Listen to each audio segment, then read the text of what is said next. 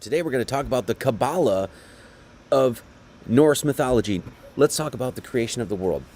Before the dawn of time and before the world was created in Norse mythology, there was only a big, dark, vast emptiness called Ginnungagap or whatever. From this, two realms came into existence, Niflheim and Muspelheim, okay? And in the north, Niflheim formed. It became such a dark and cold place that there was nothing else than ice, frost, and fog.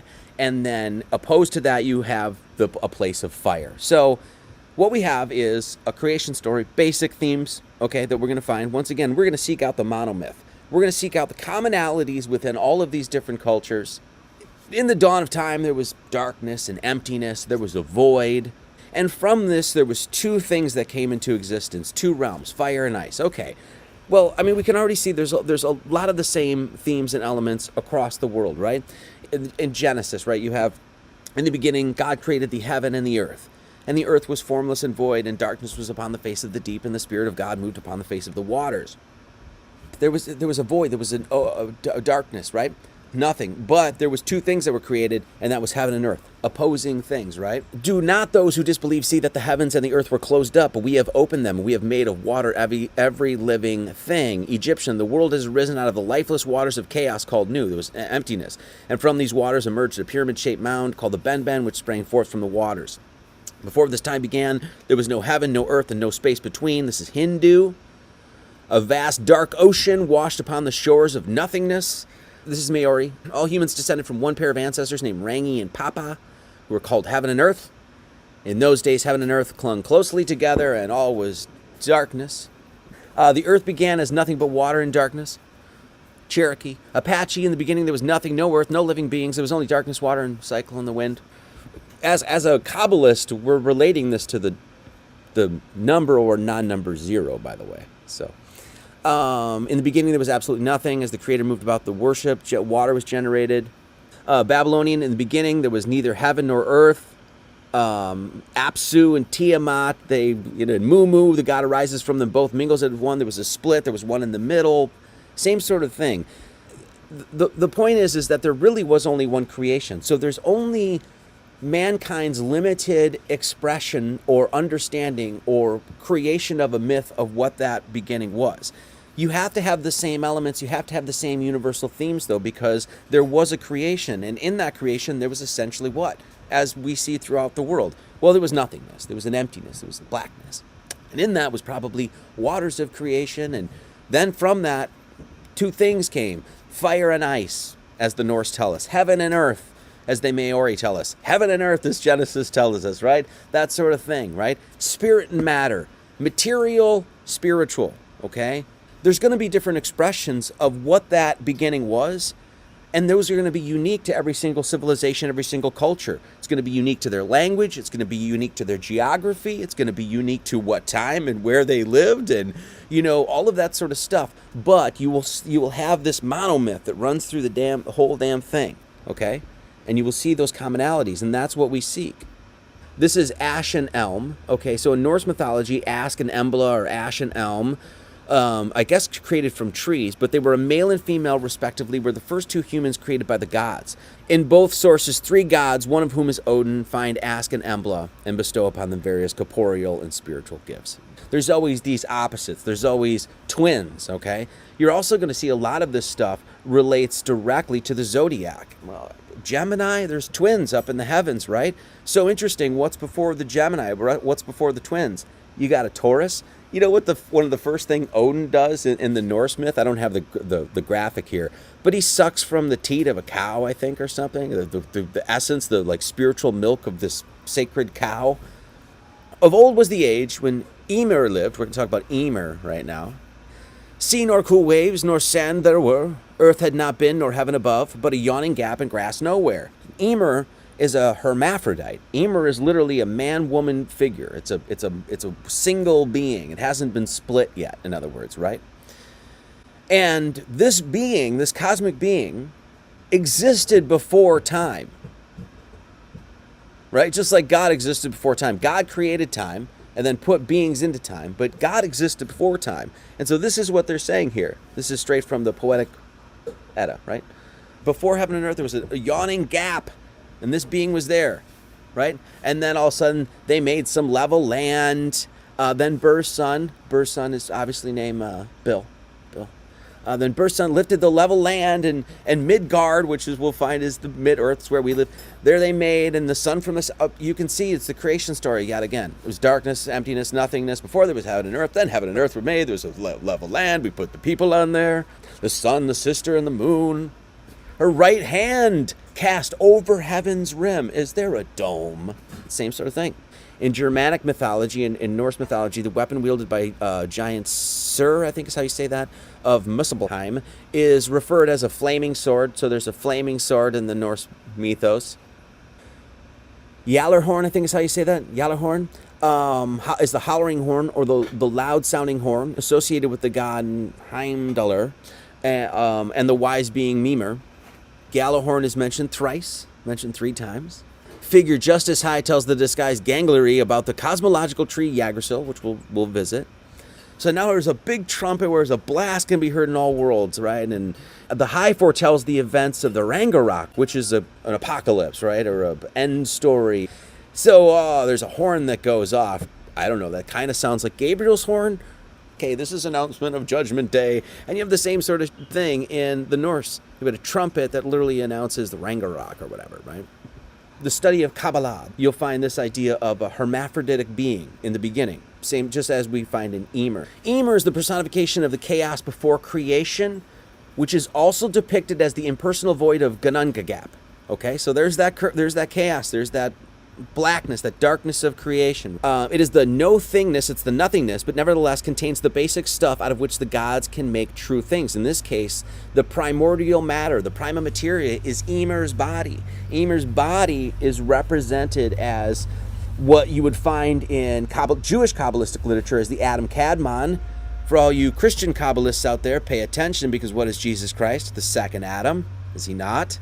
It's recognizing that Christ represents that cosmic being.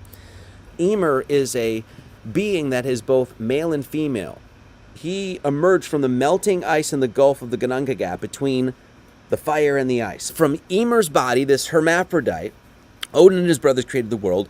The earth was made out of his flesh, rocks from his bones, stones and gravel from his teeth, and lakes and rivers and the sea were formed from his blood.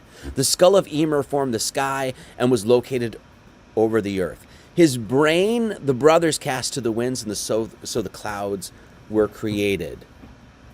It says down there, finally 4 dwarves were placed at each corner of the sky to hold it up, and those dwarves I think were literally called north, east, south, and west. So once again, there's the principles of, we got dwarves in the corners, right? I think in Hindu it's 4 elephants, whatever, right? Same sort of thing. Ymir lives just like Christ lives within all things. Ymir, in that sort of sense, lives within all things, right? Because everything is of him. Everything is of the emanation of the essence of this first thing. Okay? Even the separation of the male and female has to come from him. So he is a hermaphroditic God. And this is why Genesis 1:27 says specifically, this is very alchemical, guys. So God created man in his own image. In the image of God created he him. And male and female created he them, which means what? Male and female were within God. And both male and female have the reflection of male and female, okay? Hermaphrodite, this idea that every being has a male and female within it, is the recognition that every being is made from those opposites, made from fire and ice, made of heaven and earth, made from spirit and matter, made from positive and negative, okay? Ultimately, the spiritual quest is to get back into the like living body of Ymir, is to like get back on that Kabbalistic tree of life, as we're going to see, and go, which means you have to merge the opposites. This is what alchemy is all about. So here's the rebus. Why is there 2 heads on one body? And you find this all over the plane of this earth. 2 heads, 1 body, 2 heads, 1 body, 2 heads, 1 body. A lot of times they're standing on a serpent too. Look at this. You see that black and white one right there. That's a male and female, and they're beating the hell out of that serpent. That's going to come in handy. We're going to see that again. We see this hermaphroditic figure all over. Why? Well, because God, the first being, had to encompass all of the duality within it, because it was oneness.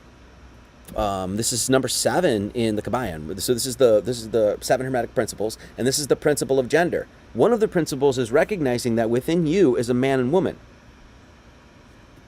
Within you is the Ymir. Within you is the Adam Kadmon.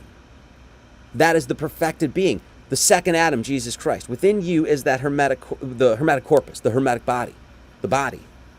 Principle of gender. Within you is a male and female. Within you were created from male and female. Two opposites had to come together to even make you in the first place. So the energy of a male and the energy of a female had to come together to make you. Those energies were at one point in the beginning of creation. Gender is in everything. Everything has its masculine and feminine principles. Gender manifests on all planes, This principle embodies the truth that there is gender manifested in everything. The masculine and feminine principles ever at work, which means they're ever at work within you. From the earliest times, Odin was a war god, and he appeared in heroic literature as the protector of heroes. Fallen warriors joined him in Valhalla, which is essentially the halls of immortality, as we're going to understand. The wolf and the raven were dedicated to him. His magical horse, Sleipnir, had 8 legs and teeth inscribed with runes and the ability to gallop through the air and over the sea. And Odin was a great magician, just like Hermes was a great magician, just like Jesus Christ, in one sense, was a great magician. Because what? He could perform miracles. He could do magical acts, right? Here we have him, and apparently this horse was even gray, and even when it was considered gray, that's considered a white horse to, like, the Germans. That's what I read anyway, right? So it's like a gray or white horse. Well, once again, when you look cross-culturally, when we try to find the golden thread that links all of these cultures, that recognizes our collective brotherhood and our collective humanity, we're going to find the same things. Islamic culture tells us of a white creature named Al-Barak who brought Muhammad to Jerusalem during the night journey. It was at the night, and it was a white horse. In Slavic mythology, the war and fertility deity Savintovit owned an oracular white horse, and I think the Hungarian, one of the titles of the god in Hungarian mythology was Hadir, who, according to an unconfirmed source, was pure copper and a metalsmith, and turns out that was a white horse. They were riding a white horse, and Zoroastrian, one of the 3 representations of Tishraya, the hypostasis of the star Sirius, is that a white stallion. Why all the white horses? Why was Odin, as you can see, 8-legged white horse, gray horse? Muhammad, Jesus arrives, as we all know, in a white horse. Well, because of Pegasus. What the sky is logos, right? It's logos incarnate, because those star patterns are available to everybody. Pegasus is like leading towards a circumpolar constellation. It's like one of those constellations that you can always see. It's right by Pisces and Aries, right? Aries being the Lamb of God. Why do why are all these characters, Muhammad and Jesus and Odin, riding frickin' white horses? Well, because those things are ever available to us, and that's what the principles of Logos are. Ever available. Always here. Universal, ubiquitous, never swerving, never tiring, never changing. It's that golden thread.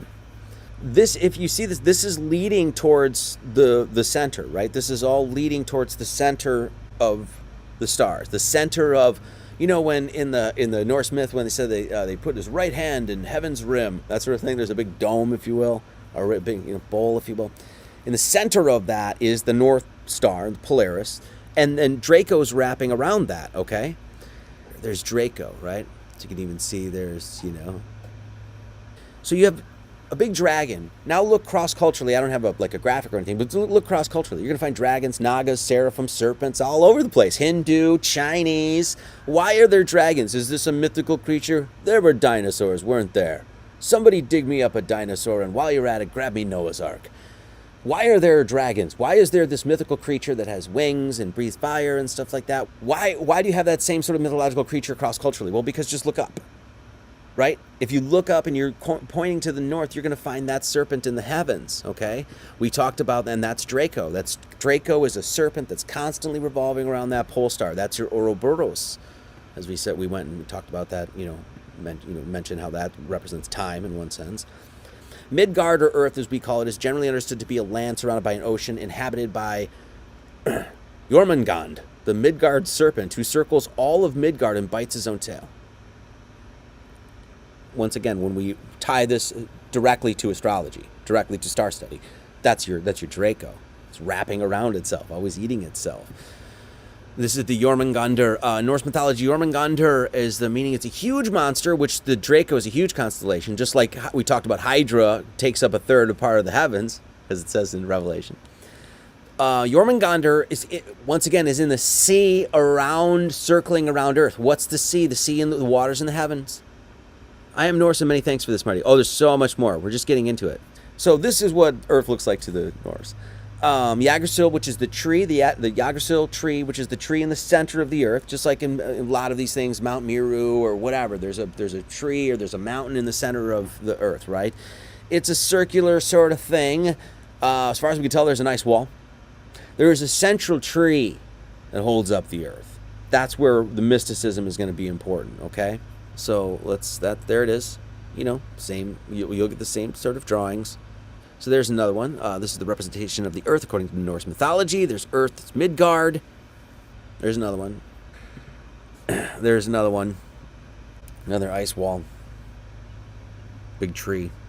A lot of these people will talk about Norse mythology and things like that and do shows and have channels and stuff like that. And none of them are flat earthers. If you're going to read Norse mythology and make that as like you're going to wear the Mjolnir and the frickin' Volknut and all that other shit, right? Like that. You're going to study Norse mythology and have your channels and write books about it and stuff like that. And you're going to continue to be a heliocentrist. It doesn't make any sense because your cosmology says otherwise.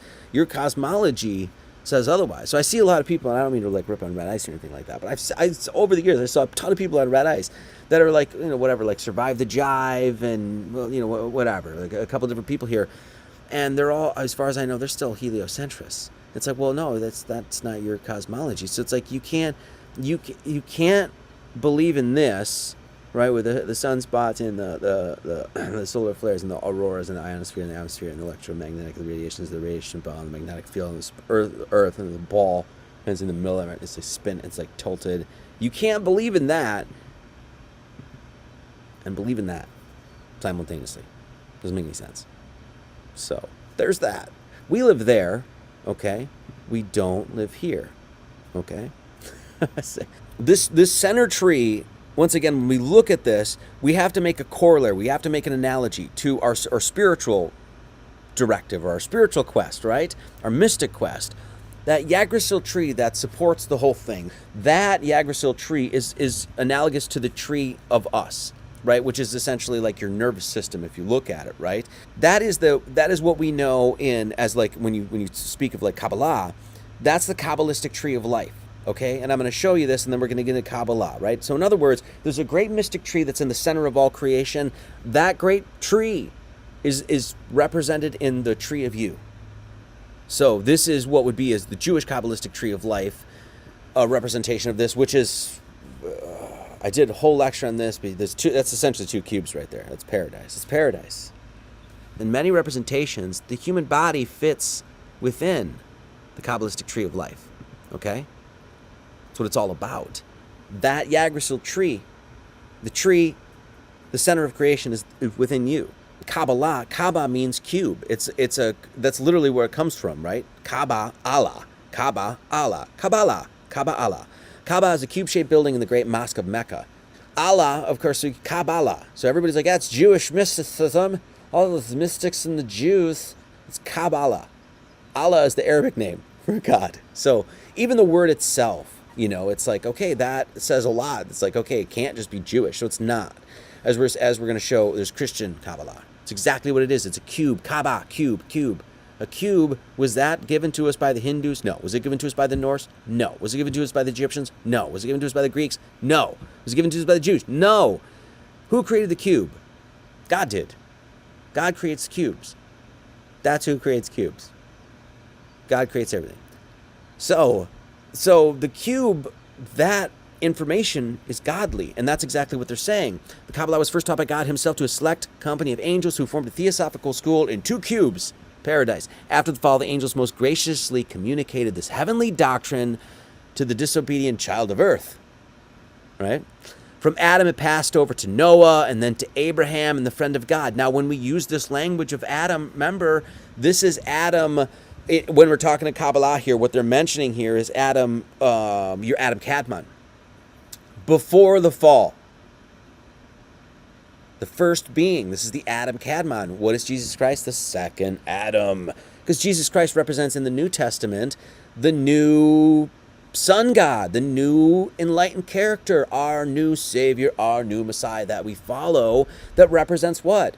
Emer, or the first being, the first cosmic being, Hermes, Mercurius, Hermes, Mercurius, Trismegistus is Mercury. There's a ton of different, examples of this. So, and then from Adam, it passed over to Noah, and then to Abraham, etc., etc. And the Kabbalists have a horror of everything that resembles idolatry. They hate, true Kabbalists hate idolatry. They, however, ascribe the human form to God, but it is a purely hieroglyphical figure. They consider God as the intelligent, living, and loving infinite one. He is for them neither the collection of other beings, nor the abstraction of existence, nor a philosophically definable being. He is in all, distinct from all, and greater than all. This is the All-Father. Once again, you find this cube of God, this, what we can say in this, the monomyth, the golden thread that links all of these things, you can find it everywhere. That's what they're saying. That's what the Philosopher's Stone is. Look, the Philosopher's Stone's on the hillside. Look, it's in the rivers right before me. Look, it's in the lake. It's in the clouds. Why? Because Emer's body, his body made up the world. His teeth were the gravel and the stones, and his head became the dome, and his brain became the clouds. Because you can find Emer, the Adam Kadmon, the Jesus Christ, everywhere. Everywhere. Rewind. We talked about how there's a trinity in Norse stuff all over. There's, as we're going to see in the symbolism, but as you see, the first gods created, the first gods created from Emer was Odin, Vili, and Oive.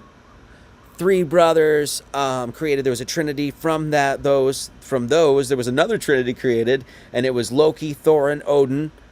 And then there's, I think there's another trinity in the Norse. It's Odin, Freya, and Thor. Anyway, the Druid theology of the Britons regarded everything in nature in a threefold relation. Well, we know the threefold relation in the Christian understanding, right? Christian understanding is Father, Son, Holy Ghost. Holy Spirit, right? Father, Son, Holy Ghost. These three are one, right? 1 John 5:7. We always find this because it's a part of nature. Once again, it's part of the golden thread. It's part of the monomyth. In Norse magic, the Valknut represents the three Norns. The three Norns, past, present, and future, said to be the weavers of fate. In Norse magic, the Valknut represents three Norns, past, present, and future, said to be the weavers of fate. After hanging on the tree, Odin achieved the secret of changing fate, a mythologized power of the occult said to be attainable when you open your third eye. Okay. The followers of Odin believed in the web of words, similar to the German word werden. Word comes from the Old English word meaning fate. Literally a word. There was a word, as we're going to see. And refers to the interconnected nature of all actions. The interconnected nature of all actions. And how they influence each other. You mean like the Word of God? Are we talking about logos here? Word teaches that while we are affected and constrained by our past actions, we are continuously recreating our own word through how we respond to present situations, an idea akin to the idea of karma in Eastern religions. The Odinistic polarities of fire and frost, fire and ice, which parallel the Eastern yin and yang concepts, obviously, right, are important because it's between these two that the strands of the word flow. The word flows from opposites. Logos flows from what? The preserving principle within the Christian mythology, within the Holy Bible. The word flows from what? The Father and the Holy Ghost. In mercurial, like hermetic, the power flows from the uniting of the opposites. Okay? The seal of the wholeness is only made when it's hermetically done. Okay? There's Odin's horn. Three strands, three things, just like the Norns, past, present, and future. Three strands wrapped into one. Okay? There's the Valknut. The Valknut is that little symbol right there. You see that? It's basically, if you're listening at home, it's basically 3 triangles put together. 3 triangles put together, so it's a trinity put together, right? There's the Valknut right there. Here's a whole collection of trinities, of course, the Father, Son, and the Holy Ghost. Get out of here, flies. Brahma, Shiva, Brahman, Vishnu, Isis, Osiris, Horus, of course. And then all the trinities that we just talked about, Odin, Vili, Oive, in the Norse. And so it's all there. And then you have this repeated in their symbology. That's Odin's horn, okay? And then, of course, I don't have a graphic of this, but the Mjolnir, which I'm not even going to cover today. I'm not even going to get into Thor or anything like that. So Thor, in the story, you can look this up. This is a little side note. This is homework for everybody. I'll expect a 2-page report next time. He lost his Thor's hammer. He lost his, I think it's called the Mjolnir, right? Lost his hammer. And then he had to go get it back, and so he dressed up as a woman, as a transvestite, to get his power back.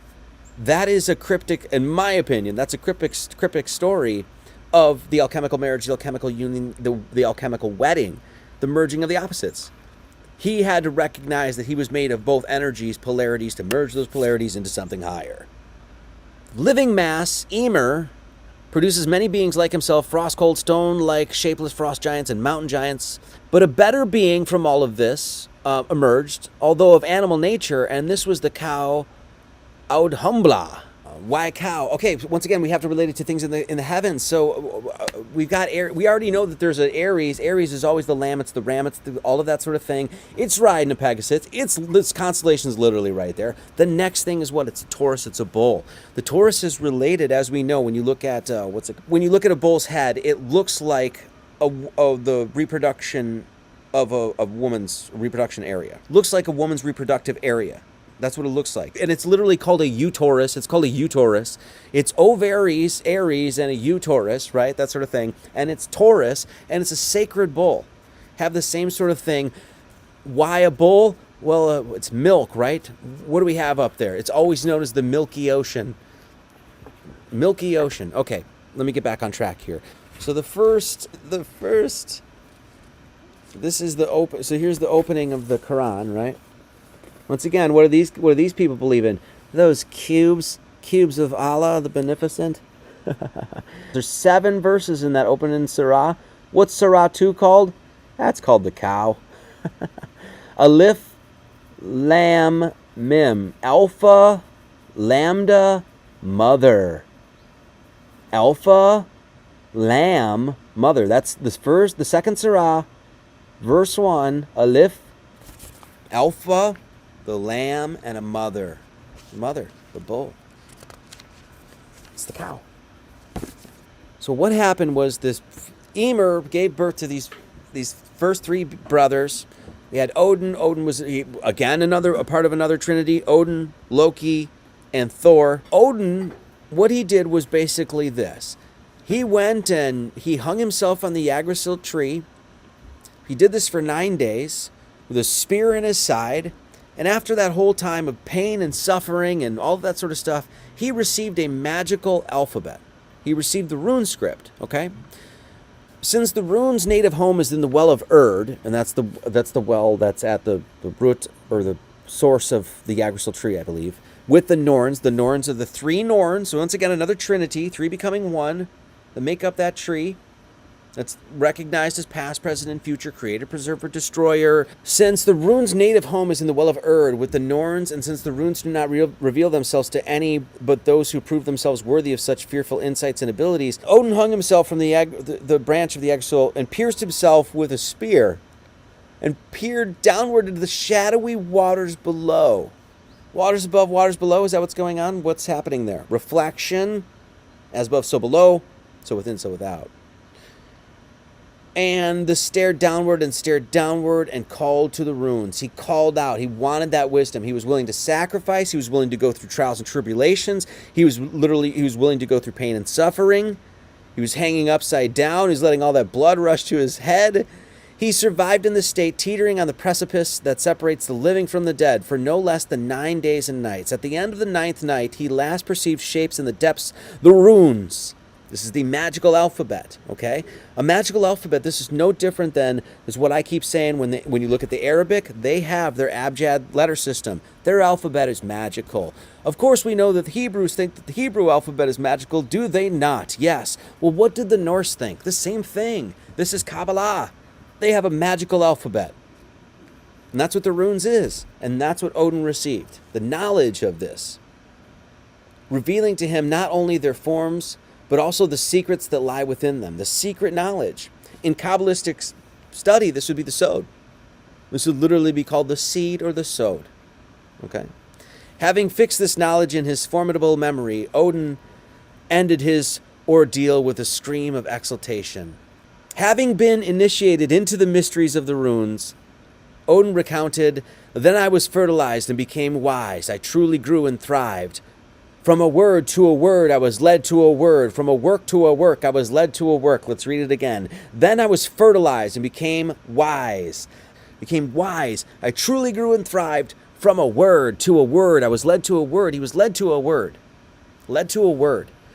From a work to a work, I was led to a work. It's the great work. It's the alchemical great work. He's literally like, it's like this exultation. He's like exulting. He's like, he's like, pronouncing it proudly. I was led to a word. I was led to a great work. And that is the fate or word. A brief dive into historical linguistics is necessary to understand some of the topics mentioned in association with the symbol. What is the symbol? I'll show you that in just a second. That is the word symbol. Where is this? That's that. Okay. Word refers to a broad concept of fate, destiny, if you will. This is ultimately what the word is all about. It's your immortal life. That's what the word represents. That's what logos represents, your immortal essence. That's the ultimate fate that you want. That's the ultimate fate of your soul. It has to be. It's to reconnect with God. So he found a word, okay? This is Odin, also called Woden. Woden or Wotan is one of the principal god in Norse mythology, He's actually considered Woden's day, which is Wednesday, which wed is literally the combining, the wedding. The Roman historian Tacitus stated that the Titans worshipped Mercury, was identified with Wednesday, Woden's day. And Mercury is what? Merging of opposites. What is Wednesday? The merging of the 3 days before, 3 days after it, okay? And this is Odin hanging, suffering upside down for 9 days on the Yggdrasil tree, okay? Odin on the Yggdrasil, on the world tree, spies the ruins, dips down into the waters below and sees the magical alphabet, sees the Kabbalah. Equipped with the knowledge of how to wield the runes, he became one of the mightiest and most accomplished beings in the cosmos, Odin did. He learned chants that enabled him to heal emotional and bodily wounds, to bind his enemies and render their weapons worthless, to free himself from the constraints, to put out fires, to expose and banish practitioners of malevolent magic, to protect his friends in battle, to wake the dead. To wake the dead, really? To win and keep a lover, and to perform many other feats like these. In other words, he performed a bunch of miracles.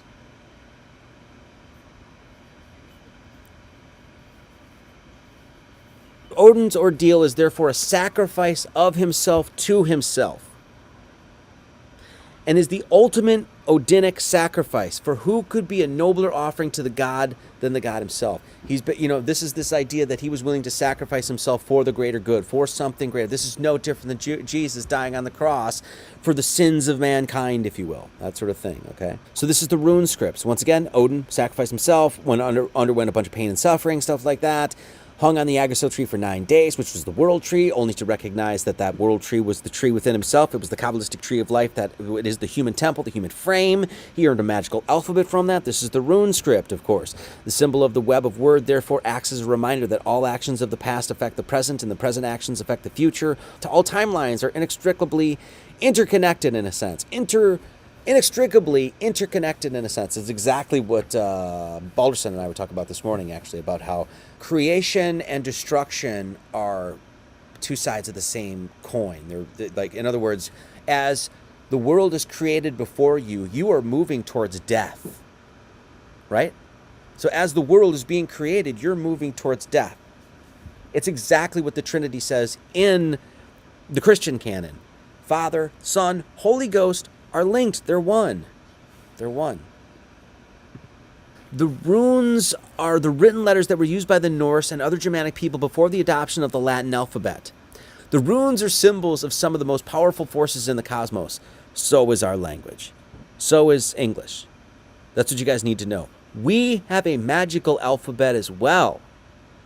Not just the runes, not just the, Arabians over here or whatever, and not just the Hebrews, and not just the ancient Egyptians, not just the ancient Greeks who had all that mystical math behind theirs that led them to God. We have it in our language, in the language we use to speak to one another.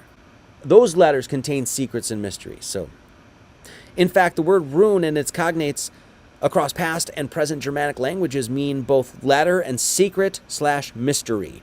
The letters called runes allow one to access, interact with, and influence the world-shaping forces they symbolize. Why is Odin one-eyed? What is the one-eyed symbolism? It's the third eye, of course. We don't need to, I don't think I need to even explain this one to you, right? Hindu, Ash Wednesday, blah, blah, blah, blah, blah, right? In Egypt, you have the snake coming literally right out of a third eye. Web of word. This is the word. So this is the fate. This is the word. There's a symbol directly related to this word. Okay, and we're going to see that this is Kabbalistic, okay? Now, this is what it looks like, and there's different variations of it, but essentially these are the exact themes within this, okay? Now, we don't even know where this symbol comes from, so we don't know if it's like some ancient symbol that the Norse used. There's tales of apparently this is what he was, like, Odin was trying to sketch into the water. There's a bunch of different tales as far as I know, but this may not be that old. But what we are going to see is that it's used today, however it came to pass, however it came to be, and it is clearly Kabbalistic, okay? And this is the web of word. Now look at the web of word, guys, okay? So this is what this looks like. Once again, I don't know where this exactly comes from, but it is become a mainstay as far as modern Norse symbols, okay? And what you're going to see is this is the web of word. And look at this, guys. There's three middle strands. There's three middle strands representing the three Norns, representing every aspect of that Trinity: Creator, Preserver, Destroyer, past, present, and future. Three strands in the middle. Then you have three more going this way and three more going this way. The Trinities: 1, 2, 3, 1, 2, 3, 1, 2, 3. Okay? 12 triangles are created from this, guys. 12 triangles. So if you see here, 1, 2, 3, 1, 2, 3, 1, 2, 3. There's 1, 2, 3, 4, 5, 6, 7, 8, 9, 10, 11, 12. And I've highlighted them for you there. Well, those triangles have degrees of 180. 12 times 180 is 2,160. Do you know what the degrees of the cube are? It's 2,160. In other words, the degrees of the Kaaba. The degrees of the Kaaba. 6 sides, 360 degrees for each square. 6 squares make up that cube. 6 times 360 is 2,160. There's 12 triangles there that create the web of word. 12 times 180 degrees is 2,160. The degrees of the cube, the Kaaba, is 2,160. The 3 strands represent the Trinity that's at work within all of creation. Past, present, and future. Okay? Does everybody get that? Okay, now go to look at it in a different way. First off, what do you have in the center of the web of word? You have a cube. You can just highlight a square right there, easy to see. Turn it on its side. What do you have? The Star of David. 12 times 180 is 2,160. The degrees of the cube is 2,160. And that is the cube of Allah, the cube of God. And you even have some of the exact same symbology. Okay? Revelation, city of God is a cube. Its height, its breadth, and its width are equal. It's 4 square. City of God. Cube of God. So we just looked at the web of the word and we said, boom, that's got Kaaba written all over it. 2,160. Star of David, who's got a cube there, or at least a square, excuse me. It's got the degrees right there, 2,160, the whole thing. Even representing the 3 strands, 3 Norns, past, present, future, the whole bit, right? Here's Odin's math. This comes from stanza 138 in the Poetic Edda. It says, I know that I hung on a windy tree 9 long nights, wounded with the spear, dedicated to Odin, myself to myself on that tree which no man knows from where its roots run. No bread did they give me, nor drink from a horn. Downwards I peered. I took the runes. Screaming I took them. Then I fell back from there. Hung on a windy tree. Hung himself upside down on the tree of life. Why upside down? Why is there a hanged man in the tarot deck, guys? What does the hanged man represent? Why the hanged man? Why did he hang upside down? Because what happens in the womb when you're born? The baby who's ready to be born turns upside down so that the head comes out first. That's what's supposed to happen. In my instance, my ass came out first, which is hugely symbolic. My mom had to be cut open, cesarean, the whole bit. But if you're not a complete weirdo, then you're supposed to come out head first. And that's exactly what happens right before you give birth.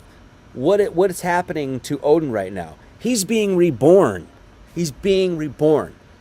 He sacrificed himself for myself, right? Myself to myself, not for himself. Myself to myself on a great tree, just like Jesus hung on a cross, sacrificed himself for the greater good, for all of humanity, reborn.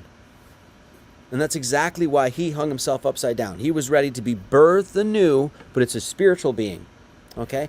9 days that Odin hung on the Yggdrasil tree is a representation, I forgot to mention, of the 9 months. Hence, he was reborn, he went upside down, he was given birth. This is a spiritual rebirth. We have to be reborn through Christ. It's the same thing. He hung on that tree 9 long nights. Odin hung on the tree, Yggdrasil tree, for 9 long nights. Not hours, which comes from the word Horus, sun god, enlightened character. Yet again, same themes. There's 24 hours in a day. And if he hung for 9 days, that means Odin hung for 9 days times 24 hours is 216. What's 216? It's 6 times 6 times 6. Multiply that by 10, it's 6 times 6 times 6 is the 6 sides of the cube, cubing it. 6 times 6 times 6 is 2,000, or 6 is 216. The degrees of the cube are 2,160. So the story of Odin hung himself upside down on the tree of life, it's the Kabbalistic tree of life. And then he was reborn in doing that. That's all Kabbalistic. Hungry, thirsty, suffering, sacrificial motif of Buddha, Jesus. Jesus was in the wilderness how many days? 40 days, hungry as hell. Jesus would have taken a frickin' quarter pounder at that point, right? Hungry dude. Had to sacrifice, had to suffer. That's what the Catabasis, the rites of passage, is all about. You got to go into the dark, got to go into the evil, got to go into the depressing, got to go into all that. You have to suffer in order to understand that there's light even there. When Jesus is on the cross himself and says, "Why, God, have thou forsaken me?" What's the lesson there? That everybody knows. He didn't. God never forsakes you. Odin was also wounded with a spear. The spear of destiny, like the spear of destiny, spear of the fate of the word. Same sort of thing. So even in just how long Odin hung, that is Kabbalistic. 6 sides of the cube. When you cube something, you do it 3 times. 6 times 6 times 6. That's 216, 2,160. That's what Odin represents. The whole thing is Kabbalistic. Hearing I asked from the holy races, from Heimdall's sons, both high and low, both as above and so below, thou wilt, all father, that while I relate old tales I remember of men long ago. I remember yet the giants of yore, who gave me bread in the days gone by. 9 worlds I knew, the 9 in the tree, with mighty roots beneath the mold. What came before the 9 levels, though, guys? What came before the 9 levels? Think about, once again, when we think about this as a Kabbalist, we understand numbers, mathematics is a language. What did we start this whole lecture with? There was nothingness. There was an emptiness. There was a void. So we have 9 worlds. And what we're going to see is the 0 through 9, the nothingness, the emptiness. And then the 9 worlds is the recognition of the numbers 0, 1, 2, 3, 4, 5, 6, 7, 8, 9. And that's exactly what you see in the web of word. 1, 2, 3. This is exactly what you find on your phone too. 9 split up into a trinity. Trinities all over the Norse mythology. Also, we're going to find the number 9. Odin hung on the Yggdrasil tree 9 days, 9 levels. What's going on here? This is exactly, basically, etch marks that you have on your phone. 1, 2, 3, 4, 5, 6, 7, 8, 9. Look at it. 1, 2, 3, 4, 5, 6, 7, 8, 9. And what? 0, nothingness. Where the whole thing sprang from. 0, 1, 2, 3, 4, 5, 6, 7, 8, 9 is basically what's known as the 10 emanations of God. So 9 worlds, okay? 9 worlds. Midgard, Asgard, Vanaheim, Jotunheim, Niflheim, Muspelheim, Elfheim, Nidavellir, whatever in hell. Okay? In the center of the cosmos is the trunk of the mighty, sprawling world tree Yggdrasil, that is the tree of life, right? Or that is the that is the world tree that has an analogy or a corollary to your tree, the tree that's within you. Within its branches and roots holds the 9 worlds. Okay? So once again, this is the numbers 0, 1, 2, 3, 4, 5, 6, 7, 8, 9. This is exactly what it is. 0 is the beginning of everything. 1, 2, 3, 4, 5, 6, 7, 8, 9. This gives you 10 emanations of God. It's what we call, they're 10 emanations of God. They're the 10 Sephiroth. They're the emanative forces in which God used to create the world. And everything comes back to these, okay? 0, 1, 2, 3, 4, 5, 6, 7, 8, 9 is 10 emanations, 10 digits, 10 numbers, 10 whatever you want to call them, emanative forces of God. 10 Sephiroth. In Jewish Kabbalistic understanding, this 10 Sephiroth, the Sephir Yetzirah now defines the 32 paths as consisting of 10 Sephiroth and 22 letters. The word Sephirah literally means counting. It is thus distinguished from the word mispar, meaning number. It's counting. It's digits, and it's said it's not really the numbers themselves. It's where the sources from which the numbers originate. They're not just numbers. They're emanative forces, okay? And this is what goes on to say in the Sefer Yetzirah, the 10 Sephiroth of nothingness and the number of 10 fingers, 5 opposite 5 with the singular covenant, precisely in the middle, in the circumcision of the tongue and in the circumcision of the membrane. It's basically, look, it's your hands. They even put the 10 emanations on your hands in the Sefer Yetzirah. Bina, Keter, Gevura, Shakma, Hod, Yesod, or Yesed, Yesod, Tiferet, Malkut, and Netzach. Probably said some of that incorrectly, but you get it, okay? Once again, that's why God has placed these things right on your hands. And this comes from the Masonic Encyclopedia. Once again, it says the word numerations, safar, to number. The account, the account of the creation and the arrangement of the Sephiroth forms the most important portion of the secret doctrine of the Kabbalists and has been adopted and referred to in many of the high philosophical degrees, Masonry, Kabbalah. The Sephirah in Kabbalism are each of the 10 attributes or emanations surrounding the infinite, and by means of which it relates to the finite, they are represented as the spheres on the tree of life. No different than the 9 realms that are around the tree of Yggdrasil, right? The only one that they're not mentioning is the one that you don't mention, 0. It's the nothingness. And of course they mention in the cosmology, but this is how the literature, this is how these riddles are made, okay? Once again, when you understand that these are numeric, you have to start with 0. It's the first thing. So when you see 9, you see 10. That's the 10 emanations. 0, 1, 2, 3, 4, 5, 6, 7, 8, 9 is 1, 2, 3, 4, 5, 6, 7, 8, 9, 10. 10. This is the Christian angelic hierarchy. They did the same thing in Christianity, essentially, right? It's a different motif. It's angels of light, angels of light. The top one is a seraphim. It's a serpent. Isn't that a seraphim, cherubim, thrones, dominions, virtues, powers, principalities, archangels, angels. Angels. Same thing. Even that sketch, if you see that, right? It's even 1, 2, 3, 4, 5, 6, 7, 8, 9, isn't it? That sketch on the left there, it's the 9 Christian angelic hierarchy, 9 angles of light, the angels, placed into a trinity. 1, 2, 3, 1, 2, 3, and 1, 2, 3. So that's the Sephiroth.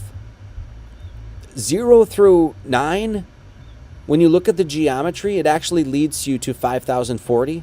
When we look at 0, 1, 2, 0, 1, 2, there's no geometry. There's no degrees. There's no planar space for movement. No polygon is created with the numbers 0, 1, or 2. When you actually start creating polygons, start creating geometry, is the numbers 3, 4, 5, 6, 7, 8, 9. Okay?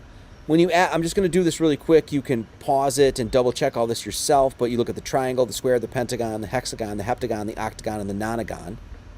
That's 180, 360, 540, 720, 900, 1080, and 1260. You add that up, it's 5,040. Do you know what 5,040 is? It's multiplying 1 through 7. 1 times 2 times 3 times 4 times 5 times 6 times 7 is 5,040. So let's do this one more time. 0, 1, 2. No geometry. No, they're geometric. Of course, they're points. Whatever, right? But there's no planar space for movement. No polygons are made. From that, 0, 1, 2, 3, 4, 5, 6, 7, 8, 9. 3, 4, 5, 6, 7, 8, 9 actually create geometry. When you add up the degrees, it's 5,040. That is 1 times 2 times 3 times 4 times 5 times 6 times 7. In other words, the number 7, the multiplication of 7, is fundamental within the 10 Sephiroth. The 9 worlds and the nothingness of the beginning. Okay? Well, the thing that connects the realms of the Midgard and the Asgard above and below is a rainbow. Which is what? 7 colors. In other words, this Bifrost Bridge, Bi means 2, by the way. Bi means 2. I don't know if that's just a coincidence or whatever, but Bi means 2. You're connecting 2 separate things. Asgard, plane of the gods, Midgard, plane of the humans. Okay? You're connecting that. You're connecting with a metaphysical, metrological phenomenon that you can't touch, you can't grab, you can't go and grab the rainbow and put it in your pocket kind of thing, right? You can't grab that. So it's a metaphysical bridge that links above and below. And it's 7 in number. And that's exactly what the Bifrost Bridge is.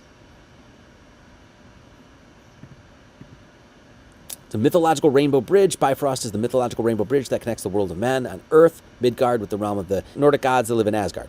In the collected stories and the Nordic mythology, the bridge is described as the main way the Earth is connected with Asgard and is used for transport of not only gods, but also souls of men who have been proved worthy as warriors during their life to accompany Odin and other Nordic gods in the final quote-unquote end times battle during the mythic event of Ragnarok. In the records of the literary history, more precisely in the compilations of 13th century poems and earlier records, poetic and prose Edda, the bridge was described as fleeting and unstable rainbow that touches the earth from the heavens, and Odin created the bridge using the elements of fire, air, and water. He just used the elements, earth, air, fire, and water, right? And to connect with earth, he used fire, air, and water, in other words. So, Bifrost Bridge is very closely connected to the myth of the apocalyptic event of the Ragnarok. What did God, in Genesis, God made a covenant between God and man, and it was the bow. It was the rainbow. It's literally what it is. Same sort of thing. Not only did you have the, what was it called, the Galahorn or whatever it was called, that announced the apocalypse, then you had, or announced Ragnarok, then you had in Genesis, you had the Gabriel's horn that announced the apocalypse. It's the same thing. All based on what? Cosmic certainties, cosmic verities, universal notions. What's more universal than the number 7? A couple more things. It is also said that the number 9 was the most sacred number to the Norse people. Why? Once again, 0, 1, 2, 3, 4, 5, 6, 7, 8, 9. 9 is a representation of the 10 emanations of God. There were 9 worlds of the Yggdrasil. The god Odin's magic ring, Draupnir, would drop 8 duplicate rings every 9 months. The Valknud has 3 triangles. Each obviously has 3 points, which makes 9 points. Once again, a trinity. A trinity wrapped up in a trinity and a trinity. All right? It's insane. But this is what I'm saying. There were 9 worlds of the Yggdrasil. 9 worlds of the Yggdrasil. The god Odin's magic ring, Draupnir, whatever it is, Draupnir, would drop 8 duplicate rings every month. 8 and 9, if you guys have paid attention, 8 and 9 square the circle. Odin's magic ring Draupnir would drop 8 duplicate rings every 9 months. 8 and 9, 8 and 9, 8 and 9. That's exactly what squaring the circle does. I'm just going to mention this briefly because it's just, we've covered it so many different times. But the square and circle have equal areas. 8 and 9, squaring the circle. This is Kabbalah. I'm going to pretty much end with this. 72 names of God, 8 times 9. We got Odin just dropping that knowledge. Oh, just dropping it. He's got 9 worlds of the tree of life, Kabbalistic tree. He's dropping 8 duplicate rings every 9, 8 and 9, 8 times 9. That's even set up in a like, this is the 72 names of God, and it's even set up, and this is, once again, this is Hebrew. This is Jewish Kabbalah, set up in 8 and 9. Same themes, all based on what? Counting, numbers. 8 and 9, geometry. 8 times 9 is 72. Lord Jesus Christ equals 72. This is 72 names of God. Guys, as always, many blessings and much love to all.